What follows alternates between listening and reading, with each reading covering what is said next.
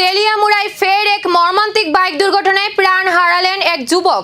ঘটনাটি ঘটেছে তেলিয়ামুড়া গিলাতলি সড়কের নয়নপুর এলাকায়। মৃত যুবকের নাম সাগর সরকার, বয়স 26 বছর। তিনি তেলিয়ামুড়া থানাধীন গামাইবাড়ি এলাকার বাসিন্দা। তার পিতার নাম মৃত সুশীল সরকার। স্থানীয় সূত্রে জানা গেছে, লোকনাথ বাবার উৎসব উপলক্ষে বন্ধুর বাড়িতে মূর্তি পৌঁছে দিয়ে কয়েকজন বন্ধুর সঙ্গে বাইকে করে বাড়ি ফিরছিলেন সাগর। ফেরার পথে নয়নপুর এলাকায় হঠাৎই বাইকটি দুর্ঘটনার কবলে পড়ে। দুর্ঘটনার পর এলাকাবাসীর খবর পেয়ে দ্রুত ঘটনাস্থলে পৌঁছে দমকল কর্মীরা। তারা গুরুতর আহত অবস্থায় সাগরকে উদ্ধার করে তেলিয়ামুড়া মহকুমা হাসপাতালে নিয়ে যান। কিন্তু হাসপাতালে নিয়ে গেলে কর্তব্যরত চিকিৎসক তাকে মৃত বলে ঘোষণা করেন।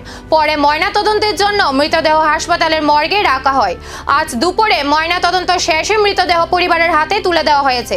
যুবকের অকাল মৃত্যুর খবরে গামাইবাড়ি সহ গোটা এলাকায় নেমে এসেছে গভীর শোকের ছায়া।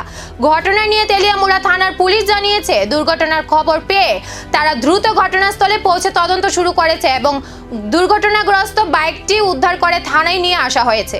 তো এখান থেকে ওই লোকাল মানুষের খবর দিছে যে একটা অ্যাক্সিডেন্ট হয়েছে, বাইকটা হয়ে রয়েছে, আর ওই যে ছেলেটা অ্যাক্সিডেন্ট করছে এরে ওই ফায়ার সার্ভিসে নিয়ে আসছে।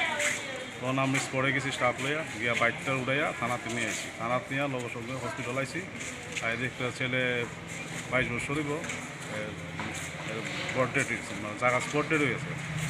মানে এর নামটা লইলাম, এর নাম হচ্ছে সাগর সরকার, বাবার নাম লেট সুশীল সরকার, বাড়ি গামাইবাড়ি নাথবন্ধের সঙ্গে। তো ডাক্তার করছে, ডাক্তার হয়েছে এখানে আসছে ওরা মৃত অবস্থা হয়েছে। কতজন আসলে এমন কোনো আসেনি বাইকে? কতজন আমি একজন, তার সঙ্গে একটা ছেলের হাইছি স্পটে, এর কাছে বাইকের চাবিটা আসলো, এর থেকে বাইকের চাবিটা নিয়ে বাইকটা থানাতে। বাইকের নাম্বারটা আছে আপনার কাছে? বাইকের নাম্বারটা টিয়া 06E 655